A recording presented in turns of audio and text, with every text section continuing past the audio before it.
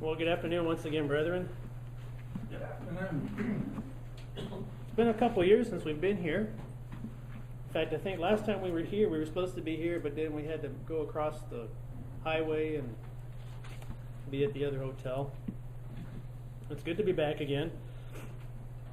Mr. Hoover, I apologize for skipping over you for the first message. I didn't clarify that with Mr. Adams beforehand, so I apologize. I wasn't trying to not get to you, so I appreciate your patience.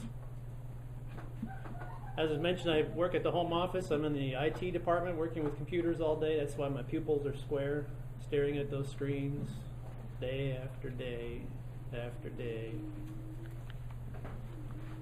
I bring you greetings from the home office. I too have not heard how things are going in Brazil, so I share your sentiment. No news is good news.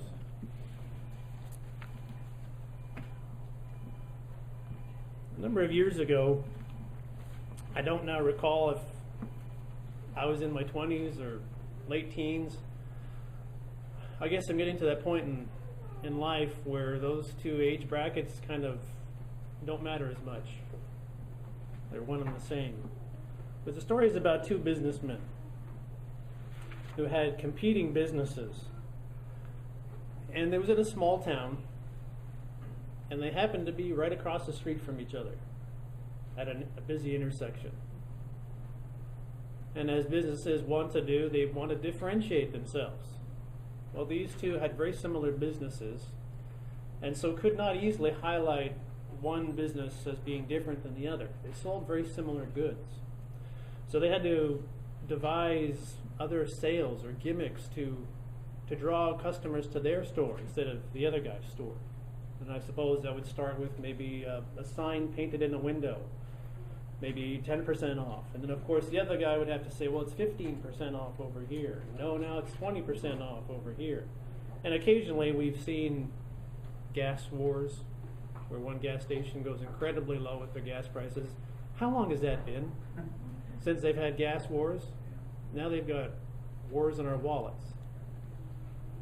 But these guys were seeking to find a way to make their business more attractive to the customers. And over the course of time, it got a little underhanded, almost like a political campaign, complete with mudslinging.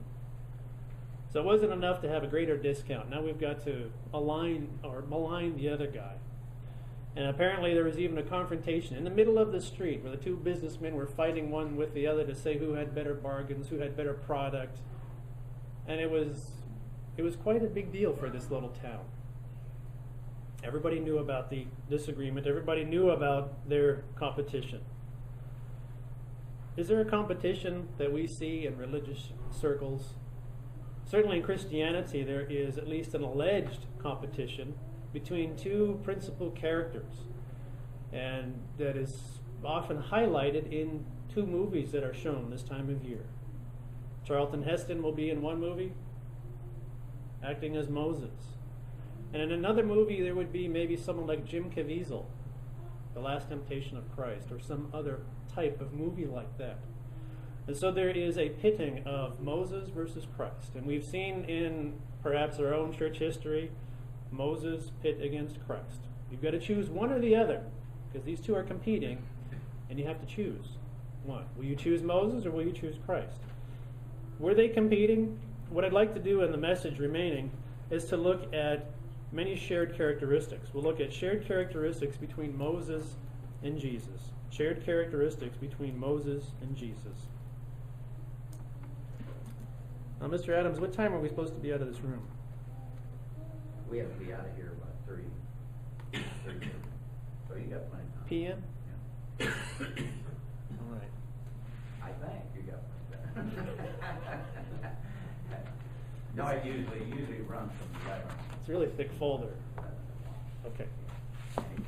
It's up to you on that part. We don't have alcohol till 3 or 3:30. Well, the first similarity between Moses and Jesus, they both escaped death in infancy. They both escaped death in infancy. And let's turn over to the book of Exodus. Exodus chapter 2.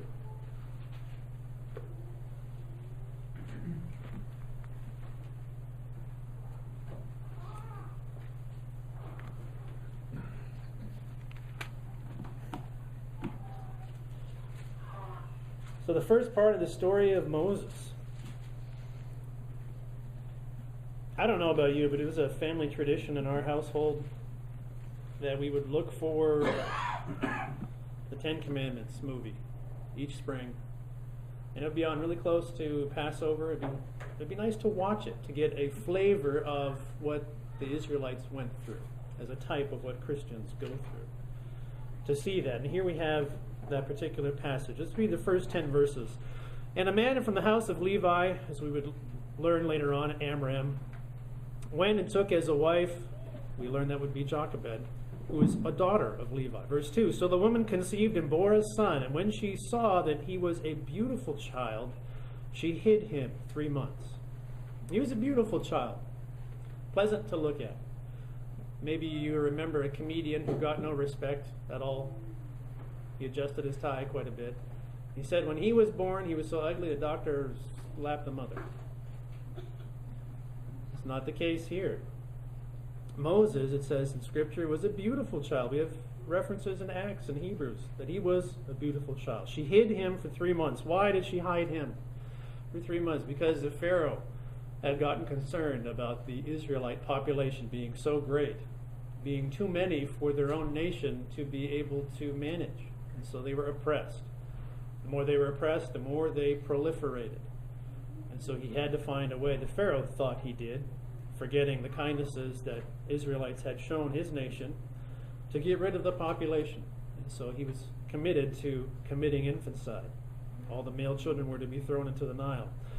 Verse 3, but when she could no longer hide him, so Jochebed took a risk and hid him for 3 months, not unlike Rahab, who hid the spies.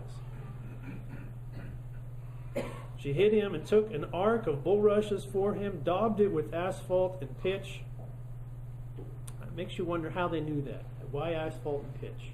Where did they have this recipe? Maybe it was a 2-for-1. 2-for-1 deal. Asphalt and pitch. Buy one, get one. I don't know why.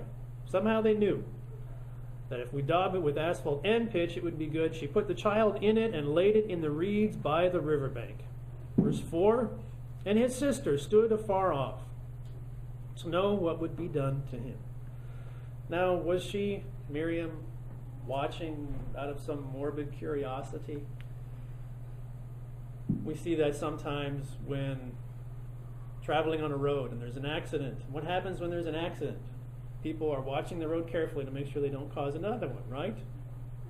No, everybody's got to slow down and look and see what's happened in the accident. To see what they could see. A strange thing to do. But is that what Miriam was doing? She stood afar off to know what would be done to him? Or did she have some sense of faith? Did they realize something special was going to happen?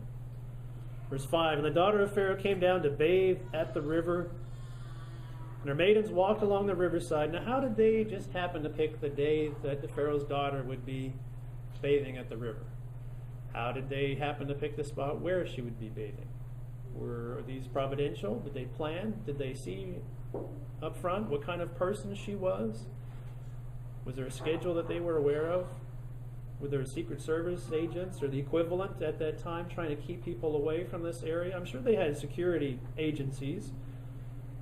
Somehow they were able to work through all that. And her maidens walked along the riverside, and when she saw the ark among the reeds, she sent her maid to get it. Reminds me a bit of one of the Indiana Jones movies. Asked, it's very dangerous. You go first, he said. The Pharaoh's daughter did not go in. She had one of her maidens go in and get it. Smart lady, I think. Verse 6, and when she opened it, she saw the child, and behold, the baby wept. I bet. So she had compassion on him. Is that why they chose this lady? Or were they being directed by God? I'm sure this was not coincidental. When she saw the child and had compassion, and she said, this is one of the Hebrews' children. And then his sister, Miriam, who was watching, and what a bold gal she was, to have stood around watching to see what would happen to her baby brother. Royalty gets a hold of the brother, and she has the audacity or the boldness or the courage, the faith to go up and create a dialogue. She said to Pharaoh's daughter, "Shall I go and call a nurse for you from the Hebrew women, that she may nurse the child for you?" Verse 8, and Pharaoh's daughter said to her, "Go." So the maiden went and called the child's mother. What a happy family reunion this was. What kind of message was Mama expecting to receive at this point? The Nile River has many dangers, many crocodiles and hippos, and who knows what kind of shipping traffic there was. I don't know what kind of message Mama was expecting, but here, was she expecting the best? Called the child's mother, verse 9, then Pharaoh's daughter said to her, "Take this child away and nurse him for me, and I will give you your wages." This is what's called the ultimate tax credit, isn't it? We've done our income taxes or working on them, and families have an allowance for children. This is quite a deal. She got paid to keep her son alive and got paid to raise him. So the woman took the child and nursed him, verse 10, and the child grew, and she brought him to Pharaoh's daughter, and he became her son. She kept her promise. I suppose it would have been tempting for her to say, "Hi, he's mine again. God has delivered him back to us, let's split." But that wasn't the case. She kept her word. So she called his name Moses, saying, "Because I drew him out of the water." So there are a number of hazards in this passage. And of course, we alluded to a few of the hazards beforehand of what Moses faced, what the other Israelite children faced. It's not easy growing up in this time. It makes you wonder what kind of childhood he had. He wouldn't have had too many playmates his age, his gender, with so many of them being killed. Who did he play with? His own siblings, I suppose? Moses had a close call in infancy. Let's take a look at Matthew chapter 2.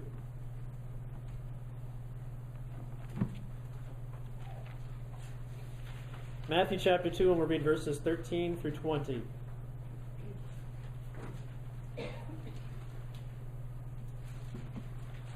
A different time, but a similar dynamic.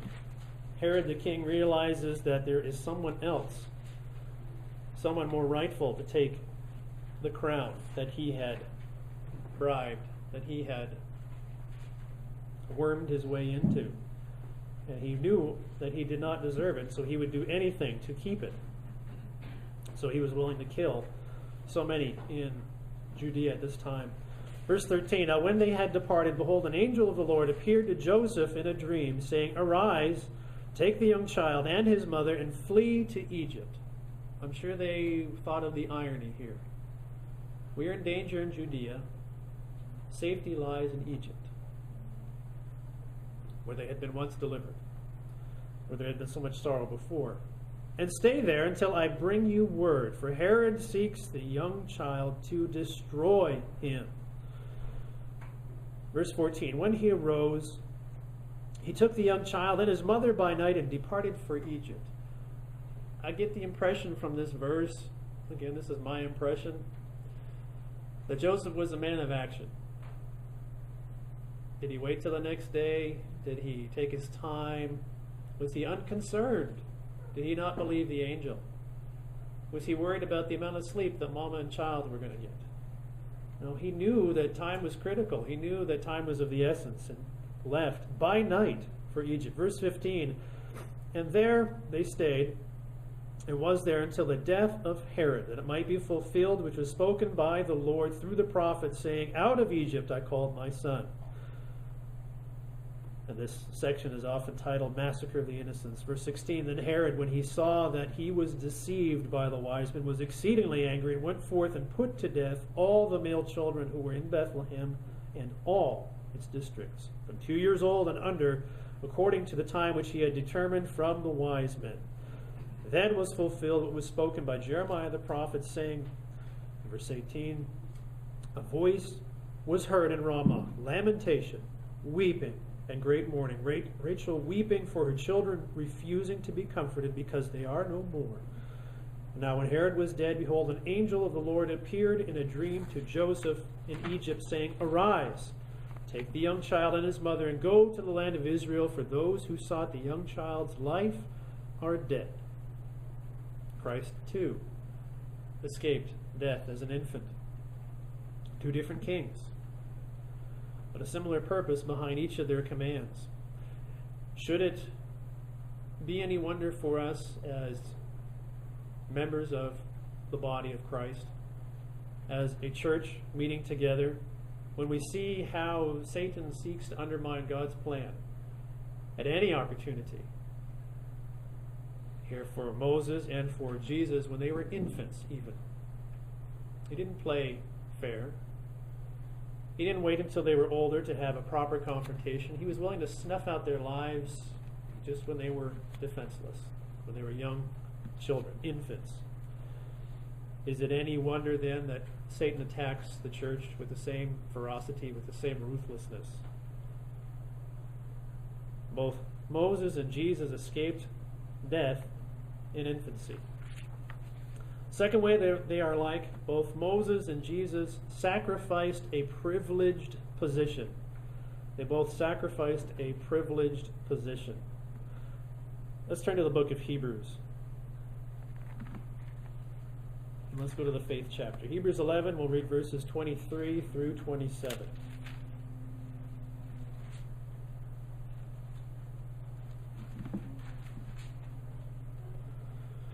Verse 23, by faith, Moses, when he was born, was hidden 3 months by his parents. We just read that. It took faith on their part to do what they did.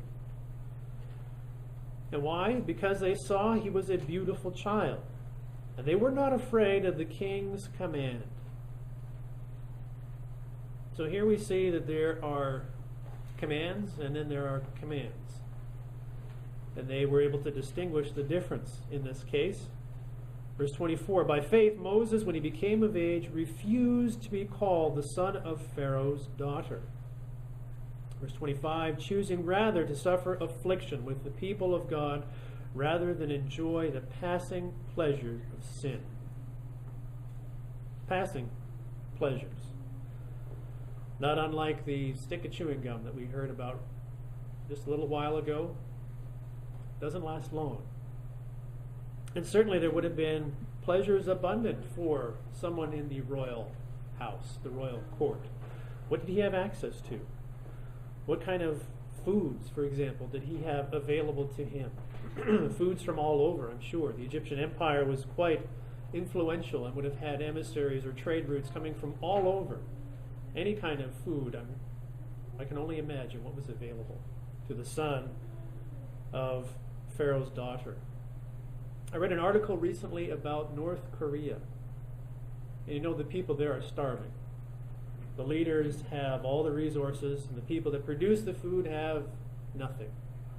And I read from someone who had defected from the country that in the leaders' palaces, they have mountains of rice.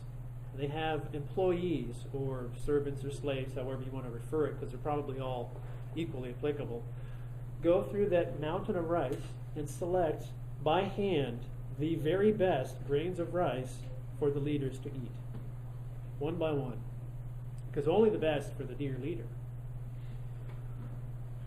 What would have been available for Moses? What kind of entertainment was available? And he realized and put the correct emphasis on what was there, saying this is passing. This is not permanent. Verse 26, esteeming the reproach of Christ greater riches than the treasures of Egypt. And treasures they certainly must have had. We see just the wreckage of what remains. And even the ruins are spectacular. What would it have been like when it was all fresh, when the paint was still wet? It must have been a spectacular thing to behold.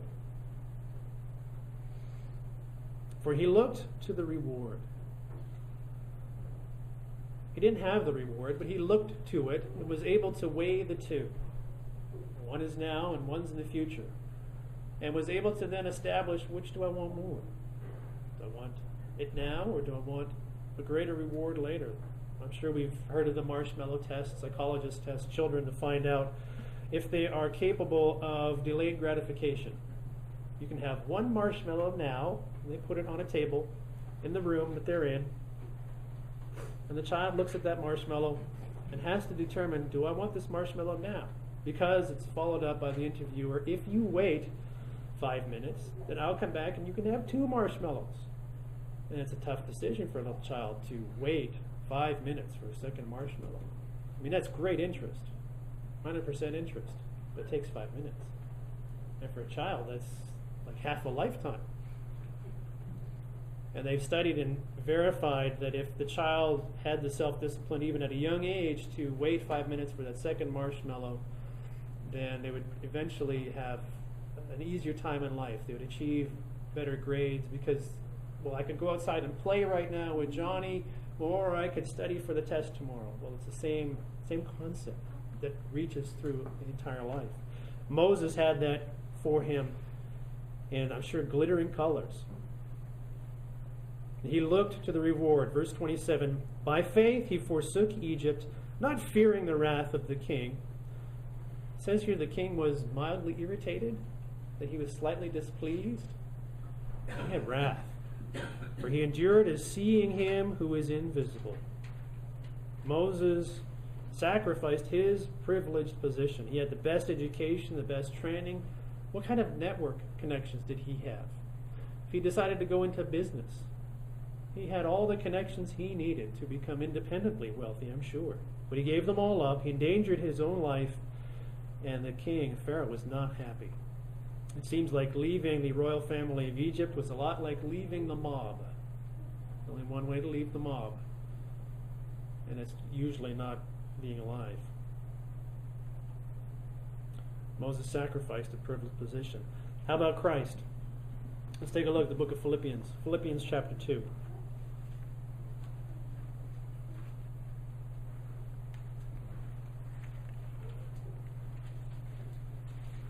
Philippians chapter 2, verses 5 through 7.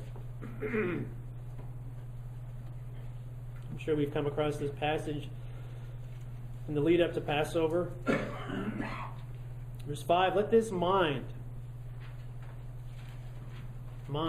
being an expression of attitude, where our attitude influences our thinking influences our actions. So by adjusting our mind and our thinking, we adjust what we do. Let this mind be in you, which was also in Christ Jesus, who being in the form of God did not consider it robbery to be equal with God, but made himself of no reputation. I saw a film online, I guess a month or two ago, shared it with a family, and they enjoyed it like I did. It was a matriarch discussing her life for her son and the son's daughter. They got together with her at a studio and recorded some of her stories. She seemed a little impatient, which added to the charm of the video. The firm that they took her to actually made an animation to go with it. So in addition to the voices, they had little cartoon characters. I suppose they were representative of the people. And that was a keepsake then. Apparently she died some 2-3 weeks later. So it was one of the last recordings they had with Grandma. They asked her a number of stories, and one story they asked her to retell was when she was working as an undercover detective in, I think it was Bloomingdale's in New York. And she says, I told you that story. No, tell it again, Grandma. We want to get it recorded so we can make a keepsake. So she did begrudgingly tell the story again. She was watching over the floor in the women's department and saw someone she recognized across the way, someone who had influence in the clothing industry. She was a designer. And she saw this lady across the room take one of the dresses and stuff it in her handbag and walk out. She was a well-known fashion designer. She had the funds available to buy that dress. She probably had the funds available to buy all the dresses on the floor, but chose to steal it. Outside of the store on the sidewalk, the undercover detective, Grandma, confronted this lady. Says, hey, are you going to pay me for that dress? And of course the lady said, oh, I'm so sorry. You know, I have a weakness here. I need to make amends. No, she did not. She actually turned or tried to turn the tables on her and saying, do you know who I am? She realized that she had a reputation, that she had a name that she figured was going to be of greater influence than the undercover detective's word or name. This didn't faze Grandma. She says, "Yeah, I know who you are. You're a thief." Now, the story didn't tell us what happened after that. If they were able to have the designer cough up the funds, I don't know. But some people use their position. Some people use their influence to try to take advantage of others, don't they? We see that in politics. We see that in big business. It's not Christ's example. He made himself of no reputation, taking the form of a bondservant and coming in the likeness of men. He had the form of mankind. He understood our hurts, our trials, our griefs, our concerns. He understood what it's like to be sick, to be ill. He understood what it's like to be human. In every way that we go through, he understood. What was it like for him to have been in the form of God and to give all of that up, to come in the form of mankind? And he didn't just come in the form of a grown individual, did he? He started out as an infant, like we all do. What would it be like for us at this time to give up all that we have, all that we've worked for, our accomplishments, our possessions, our independence, and become a baby again, to become subject to mom and dad, to their timing, to their schedule, to have to surrender to the brand of baby food, of smashed peas or carrots or whatever it is that they try to slam into our gullet. I get the impression that they don't particularly enjoy the brand that we've selected at times, and we learn to deal with it. What would it be like to go back to that? It's one thing to go back to that and start over again as a child and then be asked to die at the age of 33 in that manner. Jesus Christ sacrificed a privileged position, just as Moses did. The third way that they were alike, both were prophets of God. Both were prophets of God. Let's take a look at the book of Numbers. Numbers chapter 12.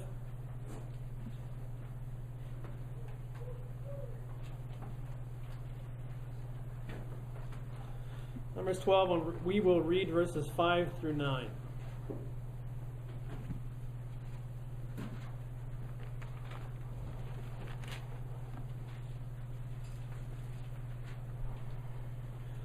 Both were prophets. Verse 5, then the Lord came down in the pillar of cloud. Let's get the context here. And Miriam and Aaron spoke against Moses because of the Ethiopian woman who he had married, for he had married an Ethiopian woman. That seems self-evident. Verse 2, so they said, has the Lord indeed spoken only through Moses? Has he not spoken through us also? Ever had the experience of discussing, having a conversation with someone else? And in the course of the conversation, we can see out of our peripheral vision that there's another individual listening in, getting closer. We thought the conversation was between us and this other individual, and then a third party comes in and hears the conversation. And maybe it wasn't a flattering conversation. The Lord heard what they were saying to each other. It was no mystery to him. Verse 3, now the man Moses was very humble, more than all men who were on the face of the earth. And we all know Moses wrote this verse, right? No. And commentaries will point to Joshua likely added this. This is not the writing that Moses would say about himself, I'm sure. Verse 4, suddenly the Lord said to Moses, Aaron and Miriam, come out, you three, to the tabernacle of meeting. Do you remember what it was like being a youngster and getting in trouble and hearing your middle name? You knew things were bad when the middle name is thrown out there. It's bad news. This is not a congratulatory meeting that's about to take place. Or if the mom or dad are particularly flustered, maybe calling 2 or 3 names if you've got multiple siblings. I'm so frustrated right now, I don't know who you are. I'm going to call you all 3 names, and whichever one you are, I want you over here. That happens from time to time. Here, God is irritated enough, it would seem to me anyway, that he can't even use their name. Come out, you 3, to the tabernacle of meeting. So the 3 came out. Then the Lord came down in a pillar of cloud and stood in the door of the tabernacle and called Aaron and Miriam. And at this stage, I'm sure that Aaron and Miriam were grateful that he came down in the pillar of cloud as opposed to the pillar of fire. I think I would have been far more worried if that were the case. He still means business. And they both went forward. And I'm sure they had weak knees. I'm sure they were cowered down. The pride that we see earlier on in this chapter, I'm sure, had evaporated entirely by this point. Now, verse 6. Then he said, "Hear now my words. If there is a prophet among you, I, the Lord, make myself known to him in a vision. I speak to him in a dream." So this first part of God's message to them speaks about how he did things for the prophets of old. Verse 7, here's a difference. "Not so with my servant Moses. He is faithful in all my house." And here's the key. "I speak with him face to face, even plainly, and not in dark sayings." I'm sure we've had those kind of conversations with people where a lot of words are used. We take a lot of ground or cover a lot of ground, and yet we feel like we haven't gone very far. All these words being said, what are you trying to say? Would you quit beating around the bush and just tell me already? I've already forgotten the first part of the conversation. You've used so many words. What are you trying to say? Politicians will do this. They ask them a simple question, and they take the long way around using all kinds of fancy words and arrive back at a question that wasn't even asked. I can't stand to watch political debates for that reason. You might as well ask one person a question, have another person answer a question. You'll get as close to the truth as the politician does, because they don't answer the question, do they? That was not the case with God and Moses. "I speak plainly, not in dark sayings." And he sees the form of the Lord. Moses had a privilege that who else has had? To see the form of the Lord, to speak to him face to face. Literally face to face, or is this symbolic of a relationship? Well, I think we've done this, speaking to kids. We could stand up tall and speak down to them, or do we get on their level? It's amazing what crouching down to a child's level will do for us. Just that physical act will help us maybe mentally look for more comprehensible words, simpler words to use. Hush our tone maybe, so it's not intimidating for the child. There's something about how God talked to Moses face to face. The end of verse 8, "Why then were you not afraid to speak against my servant Moses?" So the anger of the Lord was aroused against them, and he departed. Moses here was a prophet. Now the proof for being a prophet usually was, let's wait and hear what the prophet says. We'll wait and see if they're fulfilled, and we will know then that the prophet's from God. In most cases, because Scripture also tells us that sometimes they will say things a false prophet will. It turns out to be true, but by their other fruits we know that they're not a true prophet of God. It would take time then for a prophet to be weighed, to be measured, to be found to be accurate or not. That wasn't the case here with Moses, was it?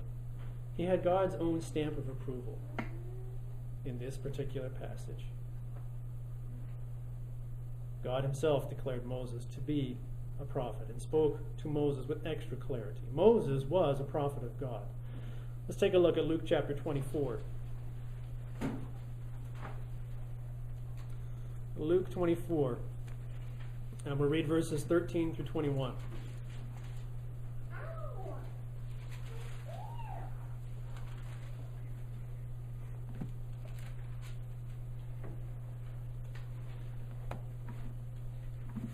Verse 13, behold, two of them were traveling that same day to a village called Emmaus. We may have covered this very recently, which was 7 miles from Jerusalem. What does that work out to be? 2 hours walk? They're walking at a decent pace? 3 miles an hour or so? So they had plenty of opportunity to have a discussion about the events of the previous week. Verse 14, and they talked together of all the things that had happened. Verse 15, so it was while they conversed and reasoned that Jesus himself drew near and went with them. So again, these two are having a conversation, and all of a sudden this other person starts to come into the conversation and start to overhear what is being said. Much in the same way that God heard Moses and Aaron, or Miriam and Aaron talking. He drew near and went with them, but their eyes were restrained, so they did not know him. I know this has happened to me. Has it happened to you where you are out doing some errands during the week and you go into a store and lo and behold there's a church member, but you don't recognize them right away because they're not wearing their fancy clothes, not wearing a tie, and of course we meet together so often on these occasions we're dressed up. So the only time we see each other is when we're dressed up. So then to be at the Walmart and wear jeans and tank top, whatever, out of context, we then sometimes don't recognize people. It's have you had that happen to you? It can be slightly embarrassing. Oh, I'm sorry, I didn't recognize you because you're not wearing a tie. Was that the case here? I'm sure their eyes were darkened for a reason. Their eyes were restrained so they would not know him. Verse 17, and he said to them, what kind of conversation is this that you have one with another as you walk and are sad? Now, was there ever a rhetorical question more rhetorical than this one? Of course he knew what they were talking about. He'd heard the whole conversation, but he asked anyway. Sometimes the best way to start a conversation is to ask a question, even if you know the answer. Ask it anyway. And are sad. He noticed they were sad. He took on the form of man, of mankind, and he knew what it was like for people to be sad and recognized that in these two. Verse 18, then the one whose name was Cleopas answered and said to him, are you the only stranger in Jerusalem? And have you not known the things which happened there in these days? Apparently, Cleopas thought that Christ was the only one who didn't have access to a newspaper or Facebook or whatever our modern conveniences are now. Has no one texted you what's happened? How is it you don't know? Of course he did know. He had participated in these events. Verse 19, and he said to them, what things? Again, asking another question. He knew the answer, but asking a question is sometimes a great way to continue on. Reminds me a little bit of, who was it? Kids Say the Strangest Things TV show. Now, what was the one thing the interviewer would say? What's the one thing Mommy told you not to say on TV today? And of course the kid would just blab it out. Don't tell the whole world X, Y, and Z. And out it comes. What things?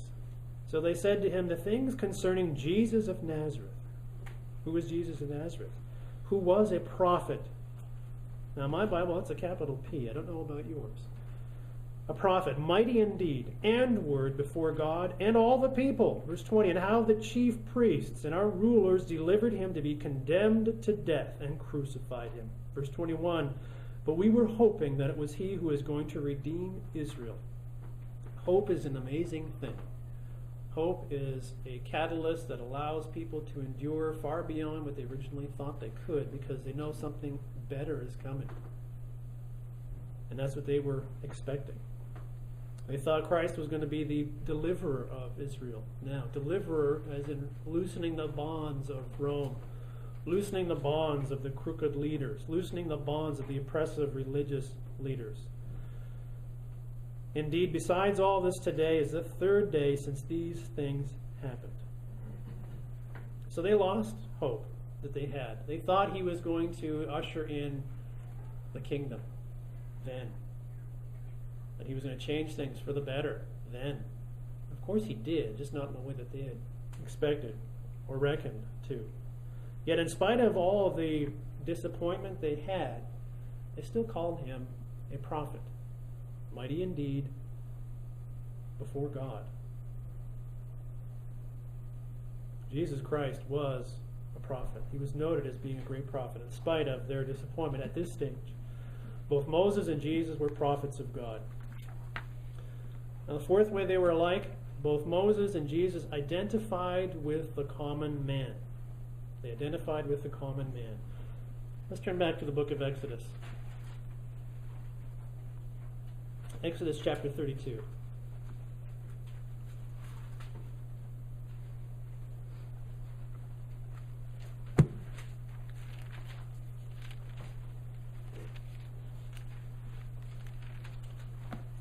Exodus 32, we'll read verses 9 through 14.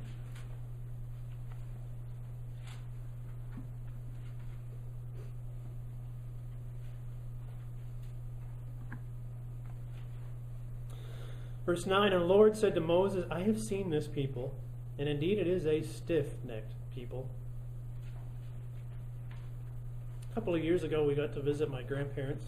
And a number of my cousins have horses. And when the occasion's right, when we visit, we can ride those horses. And I think they have a lot of fun because they ride these horses nearly every weekend. And so they and their saddles know each other well. They fit in their saddles. The horse knows them. The horse knows the saddle. They all work well together, the three of them. And then when the city slickers come in to visit, I think they have a lot of fun mixing things up. Oh, sure, this is a nice tame horse. You can ride this one. It's really responsive. Doesn't like to run. It's a smooth ride. Well, they gave me a horse. They didn't introduce it that way, but it was almost that way. So I got on this horse, and it was the roughest horse that I think, it didn't have a suspension at all. I felt every bump in the road. And they said, after all, it's a quarter horse. And you've been on a gravel road at the end of the winter, especially if logging trucks have been down it, and around the corners, when they put their brakes on, the wheels will start to chatter as they go around the bend, and it'll form a washboard texture on it. So then you just rattle really hard. Every bolt in your vehicle will loosen up if you go down those roads at the end of a winter time. That was the way this horse felt. It was not a smooth ride. And anytime another horse would try to get ahead of it, this horse decided, no, I am the lead horse and I will be in front of everyone. So it would take off. And I had those reins pulled in, so its chin was down, but it was charging ahead anyway. Well, eventually we got off the roads and into the woods and a nature preserve. And I was trying to navigate it around. And I'd ridden horses before. This was not new. But this horse and I, we were not in harmony. And I would try to steer it one way, and it would go another way, a way that it calculated it would take in order to get ahead of the other horses. It was the most frustrating ride. By the time we got halfway through, my cousin's husband said, did you want to train horses? And by that time I thought, no, I'm not going to let this horse win. So I rode that horse all the way home. But this horse was stiff-necked. It did not want to follow the pace I was setting for it. It didn't want to follow the direction. In fact, it seemed very determined that it wanted to drag me off one of those trees in the forest to shake my innards. And it very nearly did. The Lord said to Moses, I've seen this people, and indeed it is a stiff-necked people. Verse 10, now therefore let me alone, that my wrath may burn hot against them, and I may consume them, and I will make of you a great nation. Moses here has the opportunity to become a father of the nation that God would work with. They were the Israelites at this point. They could have been the Mosesites. How long did it take Moses to say, no, that's not a good idea? Although Mosesites has a ring to it. How tempted was he to take up God on that offer? Now Moses is a great leader in the eyes of all practicing Jews. How much more if he had been a new patriarch? How much more prestige would he have had? Finally, the opportunity to have the recognition I would have had in the court at Pharaoh's expense. But that's not what he said, is it?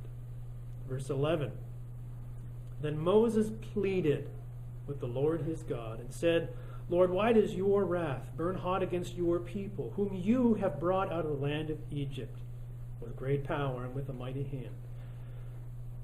I like the way Moses pleads here. He reminds God 3 times in this verse, your people, your hand. To try to reconcile God with the Israelites, to bring them back together again. God has already pushed them away in his mind. I'm going to start over again, Moses, with you. And Moses said, no, you're together, you and your people. Why should the Egyptians, verse 12, speak and say, he brought them out to harm them, to kill them in the mountains, and to consume them from the face of the earth? And finally, we're getting to the point here. Turn your fierce wrath and relent from this harm to your people. Verse 13, remember Abraham, Isaac, and Israel, your servants, whom you swore by your own self. Again, your. Moses is pleading for the people. Those who had caused him a hassle previously. I will multiply your descendants as the stars of heaven, and all this land that I have spoken of I give to your descendants, and they shall inherit it forever. So the Lord relented from the harm which he had said he would do to his people. Here Moses was concerned for the people. He didn't just plead for the nobility. He didn't plead for the wealthy of the nation. He pled this case for all the people. He was concerned for the welfare of the entire nation, even at the expense of his own interests, if he was concerned for making a name for himself. In this case, Moses identified with the common man. Let's take a look at Matthew chapter 9.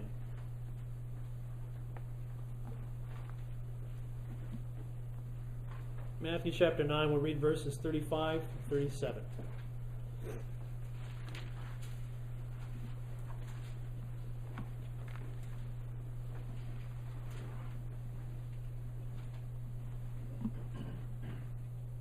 Verse 35, then Jesus went about all the cities.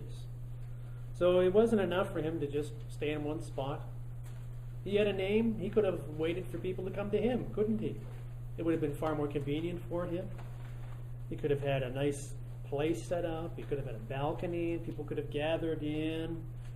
He wouldn't have had to walk all these distances, try to flee from people in boats going across the lake this direction and that direction.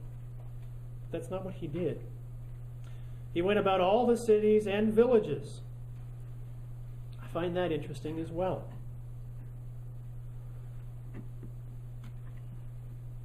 When promoting concert tours, bands or groups will perform at large venues, won't they? Is it very often that a well-known band or a well-known group will perform at a small church, at a small town, at the civic park? No, they typically just go to the big city centers where there's an arena or a stadium, so people can come and visit that one city so they can make more money. Is it just musicians that will do this? No, conventions will do that. Occasionally we will get technical training out of the office, and very infrequently will they stop at Cincinnati. Louisville will come to Louisville, or Chicago, or they'll go to St. Louis, larger cities. And if you're interested in hearing what they have to say, you've got to go to those cities. That was not the case with Christ. He didn't just go to the cities. He went to all the cities and villages, teaching in their synagogues, preaching the gospel of the kingdom, and healing every sickness and every disease among the people. But when he saw the multitudes, he was moved with compassion, because they were weary and scattered, like sheep having no shepherd. And he said to the disciples, "The harvest truly is plentiful, but the laborers are few." So he went to the cities. He went to the villages. He knew their infirmities. He knew their challenges. He knew their struggles. He knew their griefs. And had what? Compassion for them. He knew why they were struggling. He knew the challenges they were facing. He knew the religious starvation that they were under, and had compassion for them. In the previous example, Moses was the sole representation for the Israelites and stepped in and interceded for them. Here, Jesus was the sole representative for the Israelites. They weren't being cared for by the religious elite, but he was concerned with their welfare and went out of his way at the cost of his own interests to be with them. Both Moses and Jesus identified with the common man. The fifth way they were like, they were rejected by the people. They were rejected by the people. Let's take a look at Acts chapter 7.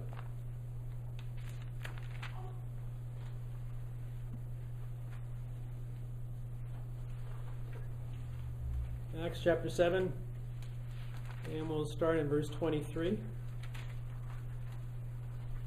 Verse 23, "Now when he," or Moses, "was 40 years old, it came into his heart to visit his brethren, the children of Israel." He remembered who he was. Verse 24, "And seeing one of them suffer wrong, he defeated and avenged him who was oppressed." So here he is a keeper of the underdog, isn't he? Not only did he defend, he had that capacity, but avenged him. Was that part of his training?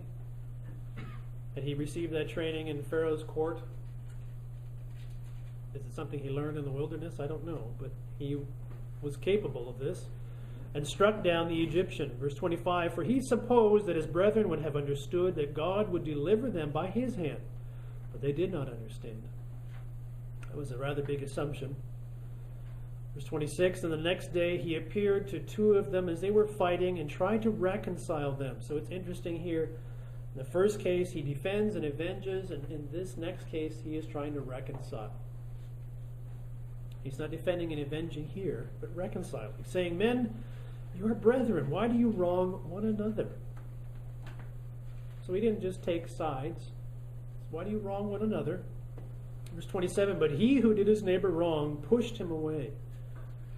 And isn't it interesting that when an attitude is pervasive to the point where an individual is willing to do another individual wrong, when confronted, it is easiest or most natural then to push away someone who brings it to our attention. Pushed him away, saying, "Who made you a ruler and judge over us?" Not unlike as children we hear the saying, "You're not the boss of me." Is that what they were saying to Moses? I would think so. Verse 28, "Do you want to kill me as you did the Egyptian yesterday?" Oops.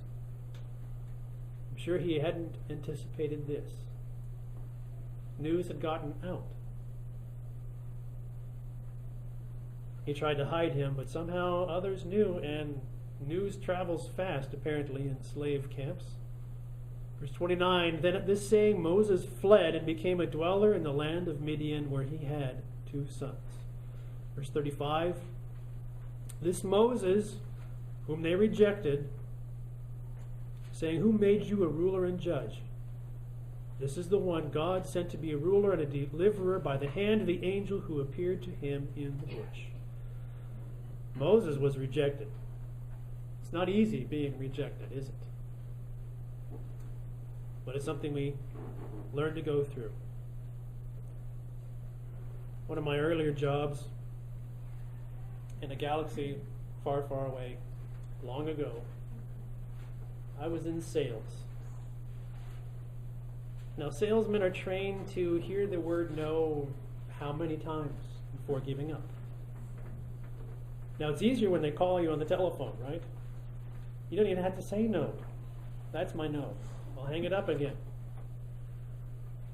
I forget now what the rule of thumb was, but many times the first no doesn't mean anything. The second no means nothing. The third no, they don't know what they're talking about. The fourth no, at least you're still talking. The fifth no, I was not a good salesman because when I was young, Mom and Dad taught me no means no.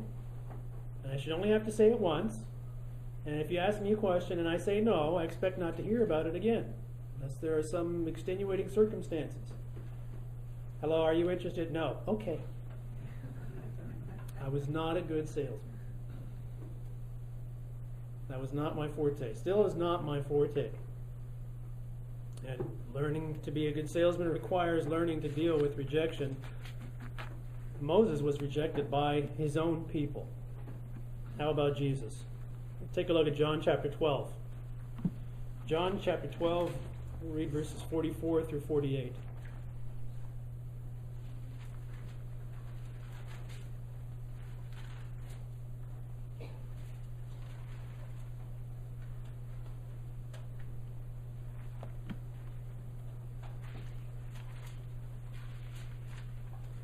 Verse 44, then Jesus cried out. Jesus understood the dynamics of speaking, that there are times to speak in a still, small voice, to use a normal voice, and when to cry out. And here he's crying out and said, he who believes in me believes not in me, but in him who sent me. And he who sees me sees him, that is the Father, who sent me. And I have come as a light into the world, that whoever believes in me should not abide in darkness. Isn't it amazing how much light makes a difference in the dark? When I was younger, we would travel through the Ozarks. I think we stopped at the Jesse James Cave, the Merrimack Caverns. We stopped in the caverns here in Kentucky. No, in Indiana. There's another set of caverns. And back in the day when caves were still fun, they'd take you back into the back of the cave, the middle of the cave, and they would turn the lights out so you could feel what real darkness was. Because even when the stars are shining or their lights are reflecting off the clouds at nighttime, it's really not dark. You learn what dark is when you go in a cave and they shut those lights out. Have you experienced that? And before they do that, they always try to warn everybody who's down there, okay, now hold on to something and don't panic, don't freak out, because we're about to turn out the lights. And it is dark. You can see nothing. And it's remarkable how even just one little match that the guide will strike and hold up, how much light that will give to that darkness. It would be so easy to not give one little match much thought any other time. But Jesus Christ came to be a light in the darkness. Verse 47, and if anyone hears my words and does not believe, I do not judge him. For I did not come to judge or to execute judgment the world, but to save the world. Verse 48, he who rejects me and does not receive my words has that which judges him. The word that I have spoken will judge him in the last day.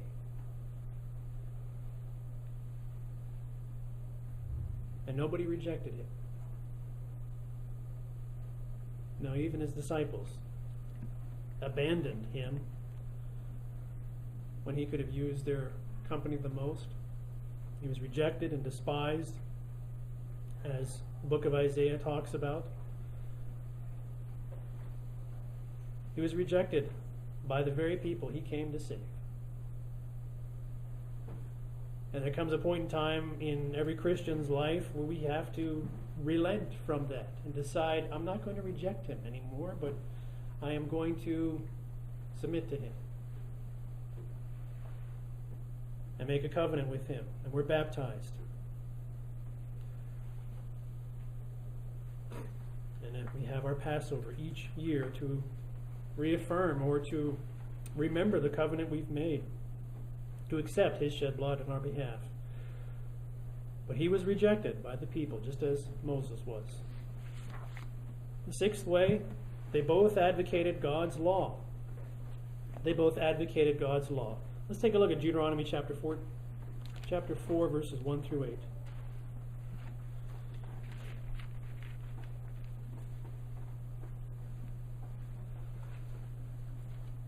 Deuteronomy chapter 4. Now, O Israel, listen to the statutes and the judgments which I teach you to observe. Why listen to? Was it harmony? Was it rhyming? Not just listen to, but pay attention to observe.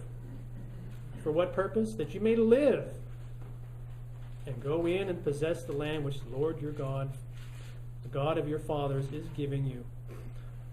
Verse 2, you shall not add to the word which I command you, nor take away from it, that you may keep the commandments of the Lord your God, which I have commanded you.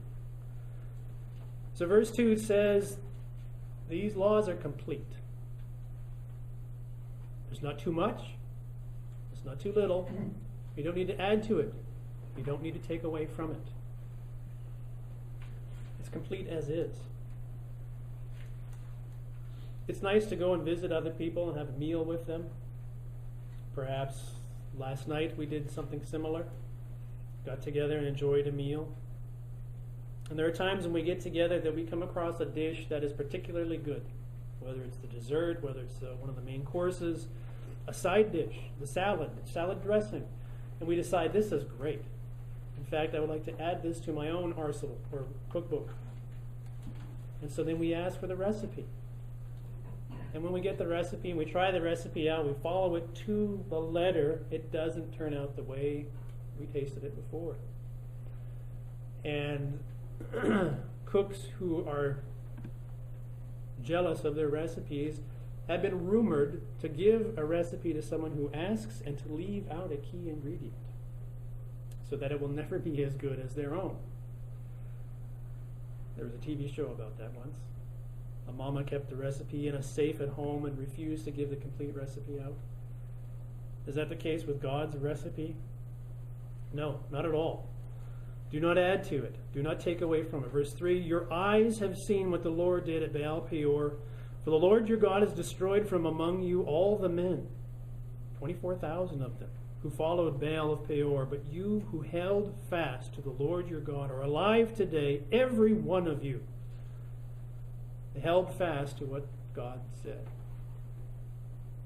On TV they have shows where contestants will participate in a contest doing wild and crazy things. They'll hook them up to zip lines and hook them in this harness, and they've got to go across a chasm. Some people even pay good money to do that for fun. I've thought about doing it. Haven't done it yet. Have you seen zip lines? They're getting quite popular now, aren't they? And they make them taller and taller, so it's more and more exhilarating going across.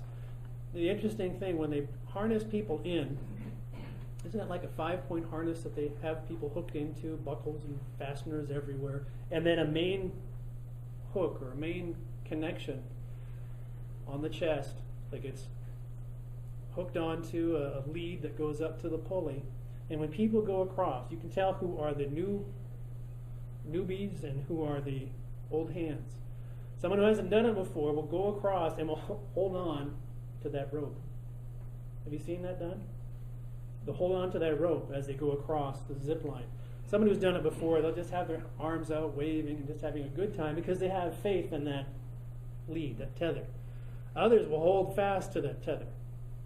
A lot of good that's going to do them if the tether breaks because they're still just holding on to that which broke. But obeying God sometimes is like that, where all we can do is just hold fast. And here those who did lived through that plague. Verse 5, surely I have taught you statutes and judgments, just as the Lord my God commanded me that you should act according to them in the land which you go in to possess. Therefore be careful to observe them, for this is your wisdom and your understanding in the sight of the people who will hear all these statutes.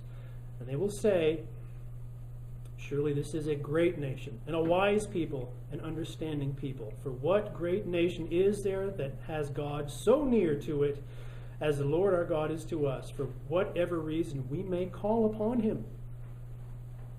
And what great nation is there that has such statutes and righteous judgments as are in this law which I set before you today?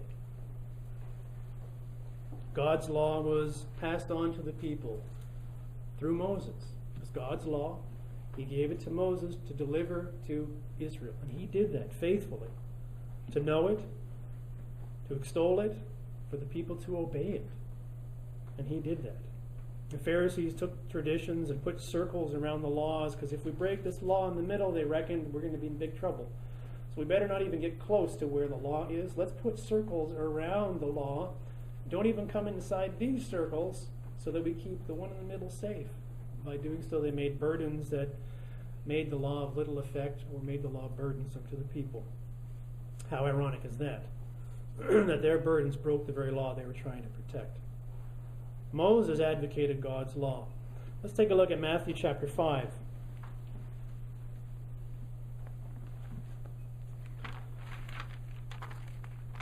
Matthew chapter 5, verses 17 through 19.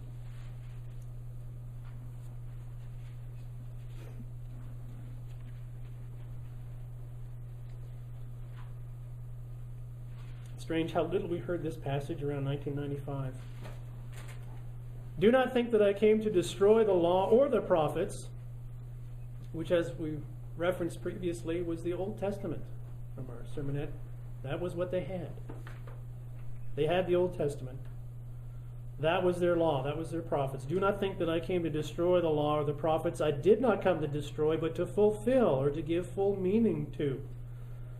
For assuredly I say to you, till heaven and earth pass away, one jot or one tittle will by no means pass away from the law till all is fulfilled. Verse 19, whoever therefore breaks one of these least commandments and teaches men to do so shall be called least in the kingdom of heaven. It's one thing to break the commandment, but another thing to teach others to do the same, isn't it? And who teaches men to do so shall be called least in the kingdom of heaven, but whoever does and teaches them shall be called great in the kingdom of heaven. Jesus Christ was not talking about a new way. He was not talking about abandoning what had been practiced. He was talking about magnifying the reason behind the law. Israel was a physical nation. They had physical laws and practices that they were wrapped up in, and had physical sacrifices that they had to engage in. And Christ was giving the spiritual behind it. He never spoke against the law. Rather, he spoke against the abuses of the law. Both Moses and Jesus advocated God's law. The last way that they're alike, that we'll talk about here, both died by God's directive. Both Moses and Jesus died by God's directive. Deuteronomy chapter 34. Deuteronomy 34. We'll read the first 8 verses.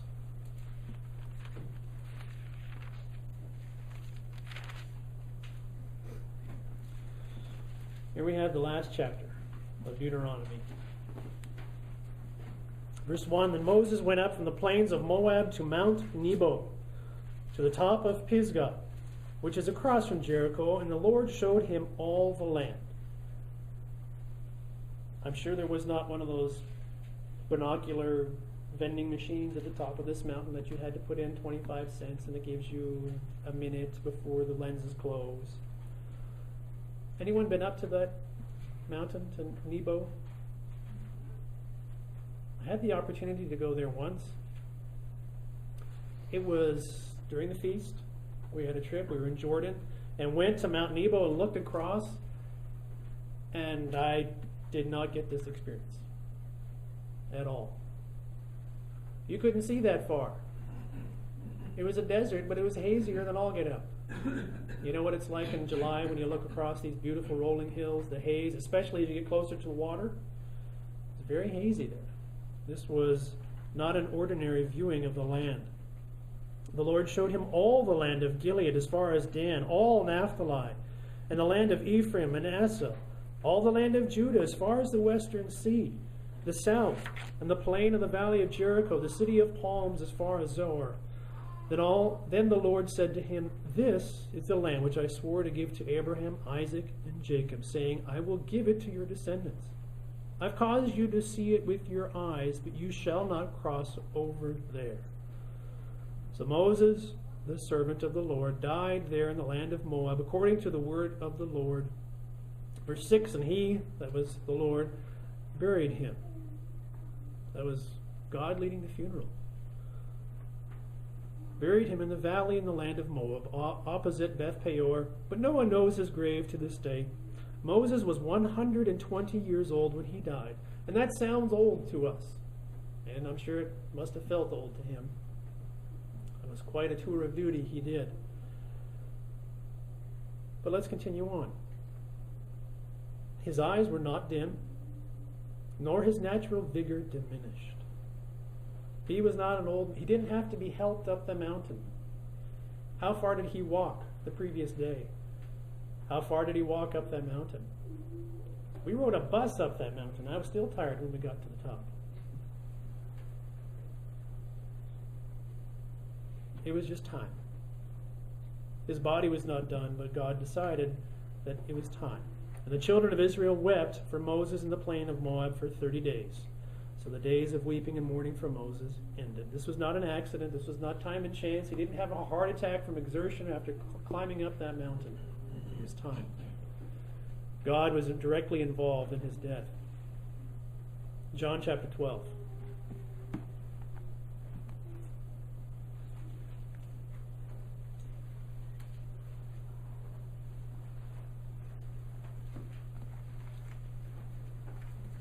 John chapter 12, verse 23 through 28.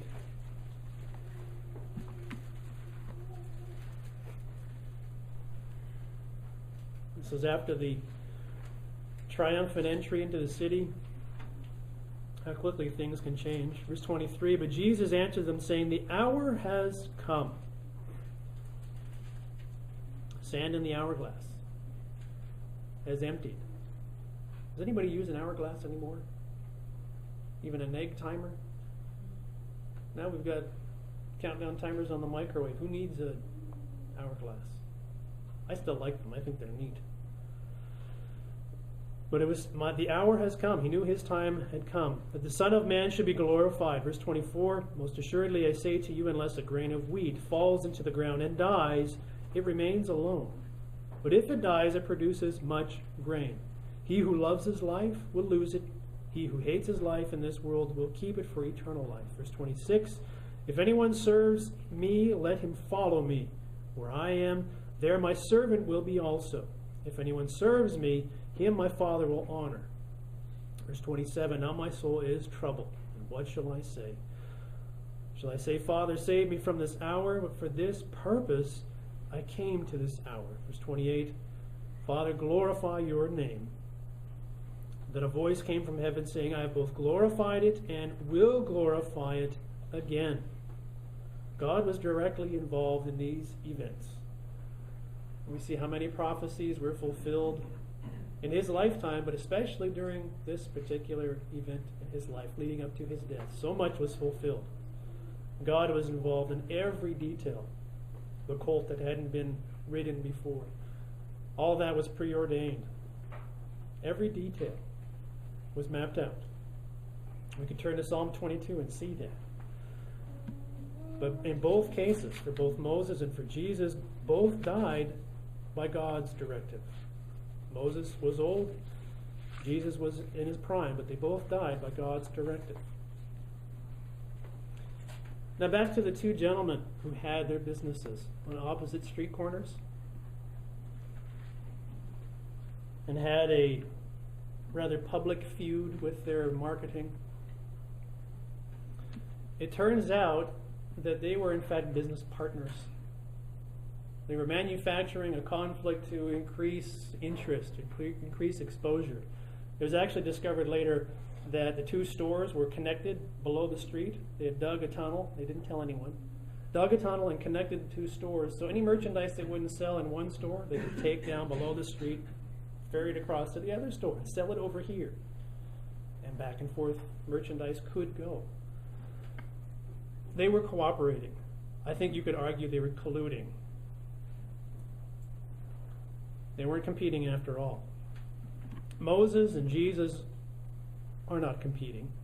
Certainly they are not colluding, but they certainly are cooperating. There are definitely differences between the two of them. I don't want to diminish the significance of Christ's sacrifice at all, not in the least. Are there more similarities? Sure, there are more. But there are more similarities than there are differences. Let's take a look at Revelation chapter 15.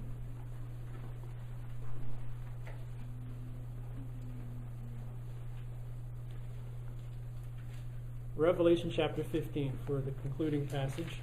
We'll read the first 4 verses. Then I saw another sign in heaven, great and marvelous. 7 angels having the 7 last plagues, for in them the wrath of God is complete. Verse 2, and I saw something like a sea of glass, mingled with fire, and those who have the victory over the beast, over his image, and over his mark, and over the number of his name, standing on the sea of glass, much like the podium at the Olympics. When someone competes in an event, they complete first, second, or third, they get to stand on that podium to receive their medals. And here we see them standing like a victory stand on the sea of glass, having harps of God. I don't know how they're tuned. I don't know how to play a harp. I don't know what key they're in. Will they come with instructions? I don't know. Verse 3, they sing. What do they sing? They sing the song of Moses, the servant of God, and the song of the Lamb, saying, great and marvelous are your works, Lord God Almighty. Just and true are your ways, O King of the saints. Who shall not fear you, O Lord, and glorify your name? For you alone are holy. For all the nations shall come and worship before you, for your judgments have been manifested. The believers who overcome will not sing one or the other songs. They'll sing songs of Moses and the song of the Lamb. The believer who overcomes identifies with both the Old Testament and the New Testament. The believer who overcomes recognizes that the Bible forms a unity. The Old Testament and the New Testament, what Moses taught and what Jesus taught are in fact unified.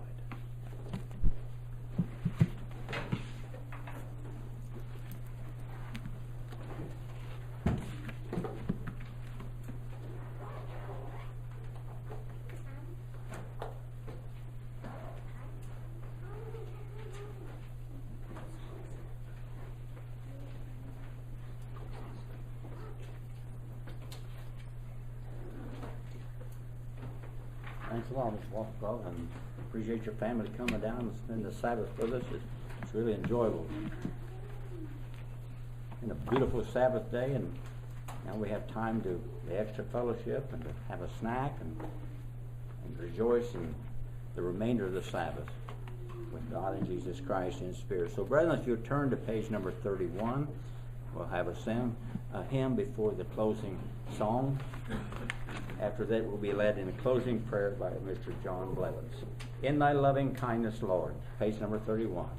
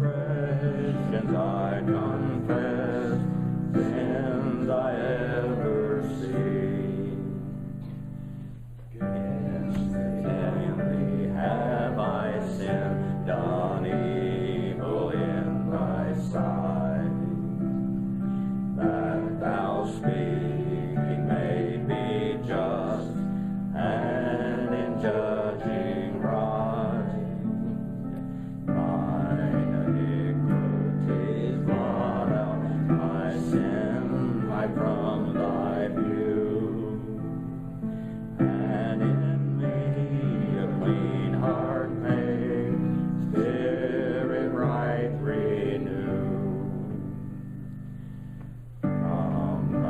precious presence, Lord, oh, cast me not away. And thy Holy Spirit take not from me, I pray, joy which thou salvation brings, again to me restore. With thy Spirit free to thou, keep me evermore. Sacrifice dost thou not want, else would I give it thee.